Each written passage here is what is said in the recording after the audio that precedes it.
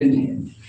तो नेचुरली क्या चाहेगा कि जब आयरन को आप डालते हैं उस होस्ट मटेरियल के अंदर में, तो Zn2+ को आयरन 2+ रिप्लेस करना चाहेगा, Fe2 रिप्लेस करना चाहेगा, क्योंकि चार्ज का बैलेंस रहना चाहिए।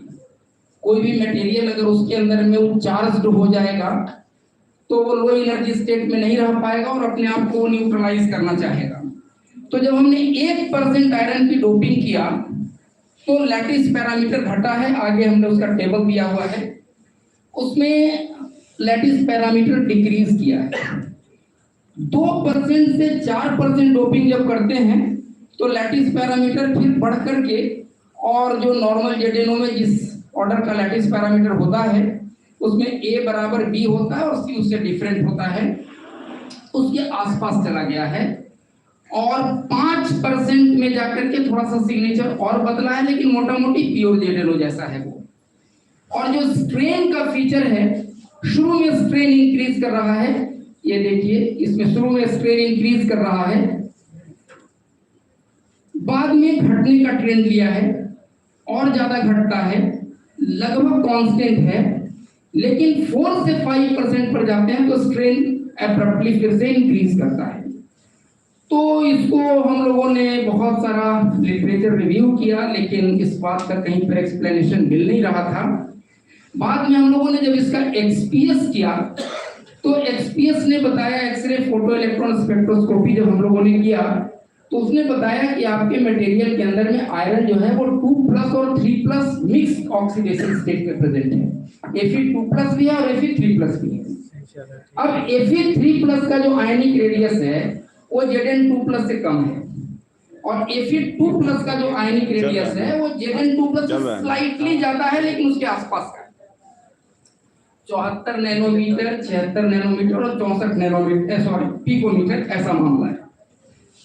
तो एक बात तो समझ में आ रही है कि कहीं ऐसा तो नहीं है कि जब 1% का डोपिंग किए तो ज्यादातर Zn2+ को Fe3+ ने रिप्लेस कर दिया, लेकिन अगर Zn2+ को Fe3+ रिप्लेस कर रहा है तो चार्ज इम्बैलेंस क्रिएट होगा, और चार्ज इम्बैलेंस हो नहीं सकता है। The overall material has to be neutral, charge neutral.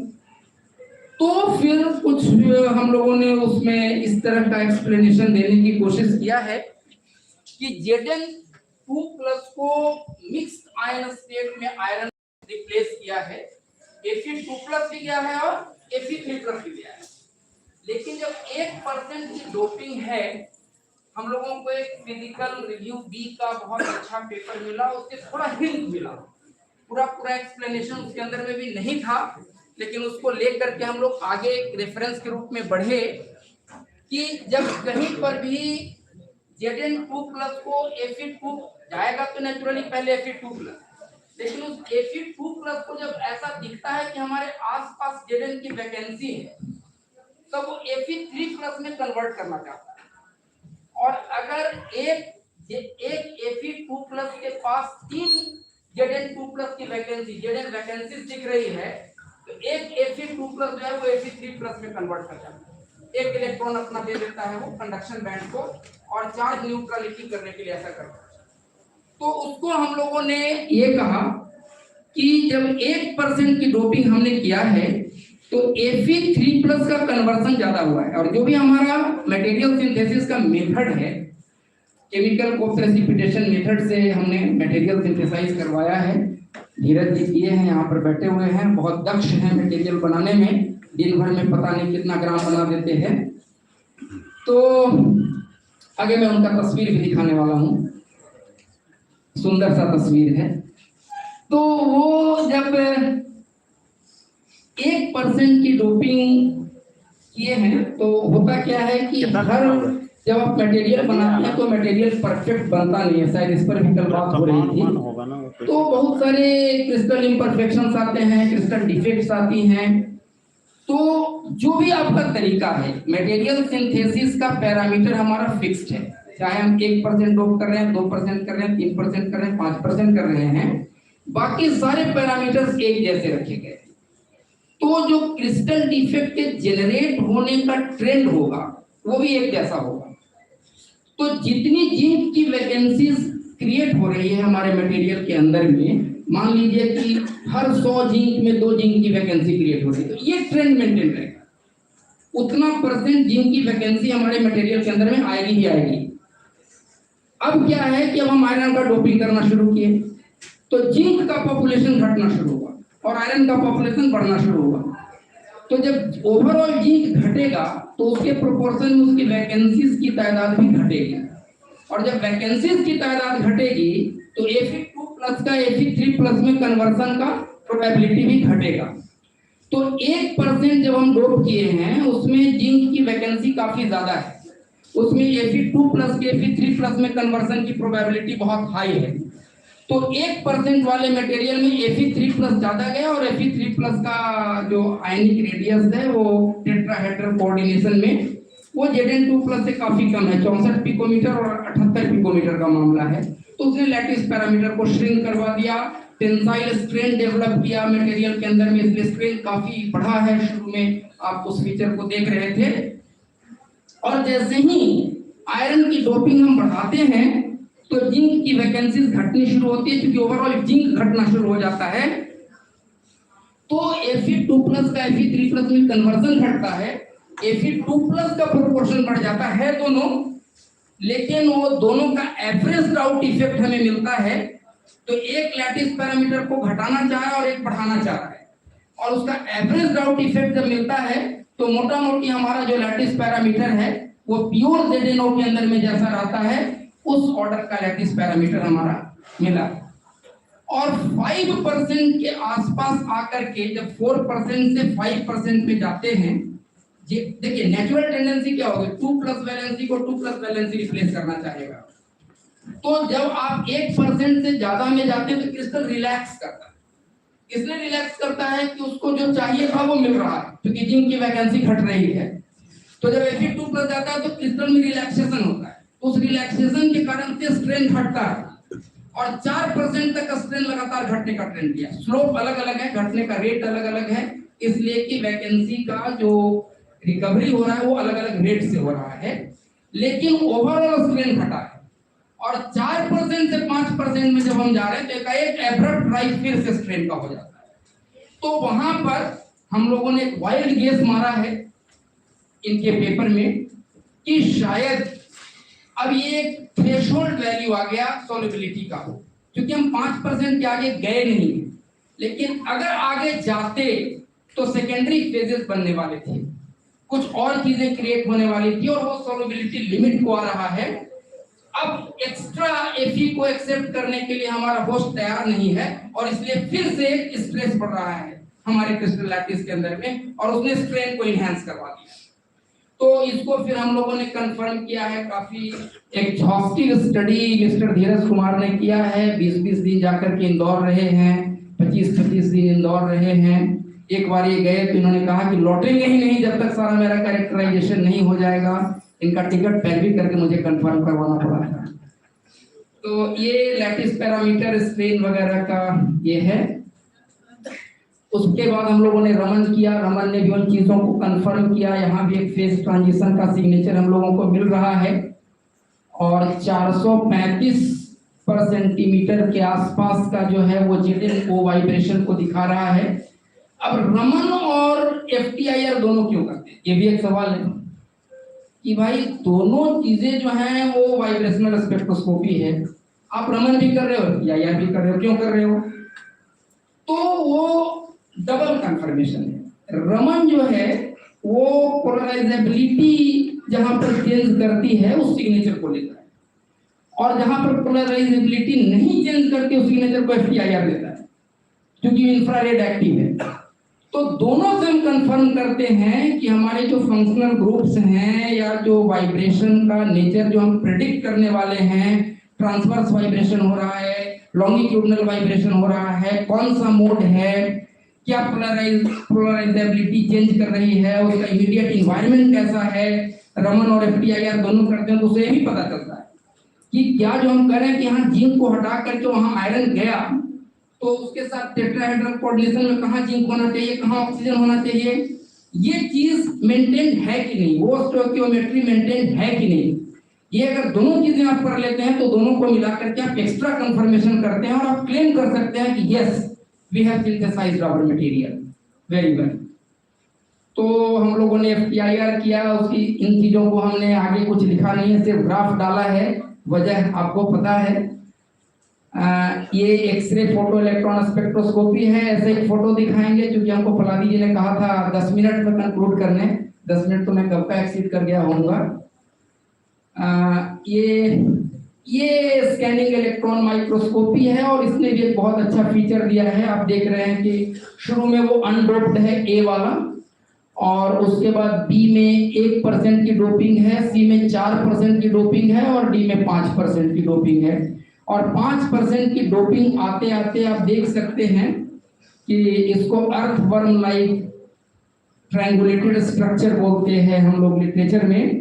तो एग्लोमेरेशन जो पार्टिकल्स का होना शुरू हो गया इस तरह का, और ये फर्दर ACM हमारा कंफर्म कर रहा है कि अब आपका मटेरियल फर्दर आयरन को एक्सेप्ट करने के लिए तैयार नहीं है। इस तरह का एग्लोमेरेशन मटेरियल के अंदर में शुरू हो रहा है और सरफेस की मॉर्फोलॉजी इस तरह से बदल रही है। तो हम अपने जो XRD में फाइंडिंग्स मिली थी, जो XPS में फाइंडिंग्स मिली थी, जो रमन में मिली थी, जो FTIR में मिली थी, उसको हम अपने स्कैनिंग इलेक्ट्रॉन माइक्रोस्कोपी के फाइंडिंग से कोरोबोरेट कर सकते हैं बहुत अच्छे से। ये हमारा कुछ UV विजिबल है, इसने भी बहुत कुछ अच्छे अच्छे फीचर्स दिए हैं। आमतौर पर जब आप डोपिंग करते हैं तो बैंड गैप मॉड्यूलेशन जो होता है वो उतना ज्यादा नहीं होता है, लेकिन हमारे मटेरियल के अंदर में ड्रास्टिक बैंड गैप मॉड्यूलेशन हुआ है। ZNO का, प्योर ZNO का जो बैंड गैप है वो 3.37 electron volt, wide band gap semiconductor इसको बोलते हैं। 3.37 इलेक्ट्रॉन वोल्ट के आसपास का आपस तुरंत खत्म कर रहे हैं होता है, लेकिन आप देखिए 3.75 है हमारा प्योर में। और यहाँ भी हम ये क्लेम किए हैं कि जो प्रोसेस पैरामीटर है मटेरियल सिंथेसिस का, दैट इज वेरी इंपॉर्टेंट, कि आप कैसे मटेरियल को सिंथेसाइज कर रहे हो। सेम मटेरियल को अलग अलग तरीके से अगर बनाओगे तो ये फीचर्स अलग अलग मिलने वाले हैं। और बाकी जो मॉड्यूलस 3.75 के बाद सीधे 1% की डोपिंग में 3.15 इलेक्ट्रॉन वोल्ट आ जाता है और उस तरह से बाकी सारे चेंज करते हैं। तो ये कुछ उसी को एक्सप्लेन किए हैं। मैग्नेटाइजेशन में बस इतना ही हमें मिला है कि वो डायामैग्नेटिज्म को पैरामैग्नेटिज्म, रूम टेम्परेचर पैरामैग्नेटिज्म में कंफर्म किया है। क्यों किया है वो पेपर अगर छपेगा तो पढ़ेगा। ये मॉसबॉर स्पेक्ट्रोस्कोपी है, इसमें बहुत अच्छे फीचर्स नहीं आए हैं, लेकिन पैरामैग्नेटिज्म को इसने कंफर्म किया है। तो कहानियां तो मैं कह दिया, इसलिए कंक्लूजन को मैं रुकता हूं, क्योंकि फलादी जी एकदम खड़े हैं तलवार लेकर के। आगे मैं कुछ तस्वीरें आपको दिखाने वाला हूं। ये क्या हो गया, लो तस्वीर गायब। असली तस्वीर गायब है, किस साजिश के तहत गायब हुआ मुझे पता नहीं। हमारा फिजिक्स डिपार्टमेंट का जो एक रिसर्च ग्रुप हम लोगों ने बनाने की कोशिश किया है, आ गया क्या, नहीं आया भाई, क्रॉस कीजिए कैमरा के सामने। उसमें तस्वीर मेरी थी, उसमें तस्वीर अयन मुखर्जी जी की थी, उसमें तस्वीर रजनीश कुमार जी की थी जो गायब हैं, उसमें तस्वीर जो मैं कह रहा था बहुत सुंदर सी तस्वीर है, लेकिन मौके ने साथ नहीं दिया। धीरज जी का है, हमारे दूसरे स्टूडेंट राजीव जी का है, काम करते हुए तस्वीर है। और अभी एक नया काम हम लोगों ने शुरू किया है, एनर्जी मटेरियल्स पर हमारे अयन मुखर्जी जी काम करते हैं और सुपर कैपेसिटर इलेक्ट्रोड बना रहे हैं। उनके साथ थोड़ा थोड़ा मैं पीछे से लगा रहता हूँ, मेन साइंटिस्ट ये लोग हैं। तो उसमें ये बायोडिग्रेडेबल इलेक्ट्रोड बनाने की कोशिश कर रहे हैं और वो बहुत उत्साहवर्धक काम है।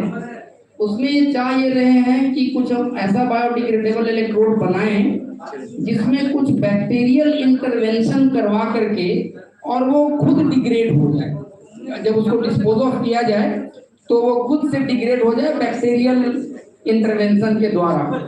तो उसमें कुछ बायोलॉजी वाले लोगों को जोड़ा गया है, जिसमें डॉक्टर रश्मि कुमारी हैं, डॉक्टर विकास कुमार जी हैं, एक आकांक्षा प्रिया हैं, ये लोग काम कर रहे हैं। और अभी एक बायोडाइवर्सिटी पर हम लोग प्रोजेक्ट शुरू कर रहे हैं, जिसमें हमने सोशल साइंस वाले भी एक टीचर को जोड़ा है अपने कॉलेज से। हमारे कॉलेज में कुछ बहुत उत्साही नए टीचर्स आए हैं जो हमारे सामने बैठे हुए हैं। मैं चाहूंगा कि ग्रुप बड़ा होता चला जाए और ये लोग इसके साथ जुड़ते चले जाएं, सो दैट कि मैं जब अगली बार प्रेजेंटेशन दूं तो इनका तस्वीर भी दिखाने का मुझे मौका मिले और इनका तस्वीर भी दिखाने का मौका मिले।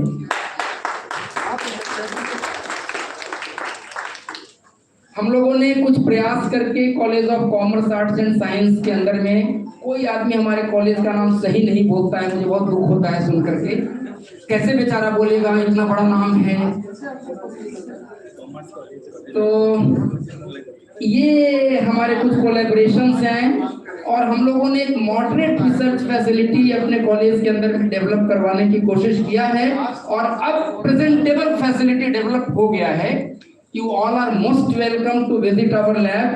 ये कुछ हमारे अपने लैब की फैसिलिटीज हैं जो हम लोगों ने बहुत संघर्ष करके बनाया है। छोटा छोटा ये फैसिलिटीज हैं जिसमें हम लोग ये कुछ रिसर्च प्रोजेक्ट्स हमारे यहाँ रन कर रहे हैं और अपने लैब को सोसाइटी तक ले जाने की कोशिश हम लोग करते हैं। कुछ स्कूल के बच्चों को बुला करके सिखाना और खुद सोसाइटी में जा करके बताना चीज़ों को, और कुछ जो साइंस फैसिलिटेशन का काम करना। प्रोफेसर एच सी वर्मा जी दिख रहे हैं। हम लोग एक गांव के अंदर में वर्कशॉप ले रहे हैं स्कूल टीचर्स का। एक तरफ मैं हूँ, एक विंटर का है, एक समर का है, दोनों फिगर आपको दिख रहा है। एक में स्वेटर है, एक में हाफ शर्ट है। और ये कुछ सेमिनार्स वगैरह जो हम लोगों ने कंडक्ट करवाए हैं। Thank you very much. थोड़ा सा ज्यादा समय आपका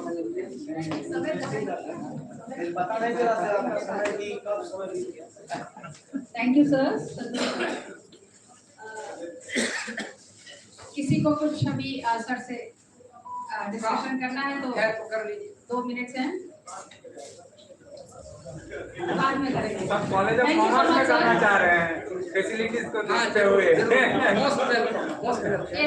बहुत अच्छा रिसर्च वर्क सर ने एक्सप्लेन किया और ये जिस ढंग से किया वो एक क्लासरूम टीचर ही कर सकता है। Thank you so much. Now I would like to thank Professor Tripti Gambar ma'am for chairing the session, and actually she was worried that due to rain she was delayed around 5 to 10 minutes. So she was repeatedly calling me that Pranadi, actually I am here.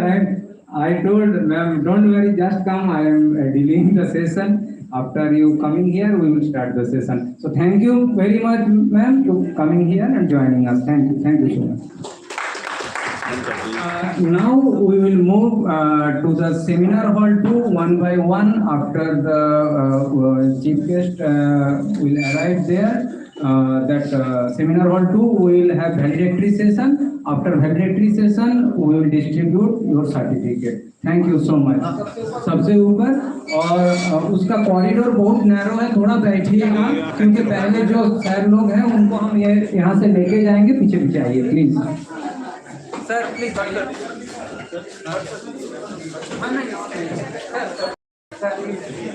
ये रखिए, ये आपसे हम लेंगे। रुक जाइए। सेब लेना? हाँ सेब हो रहा है।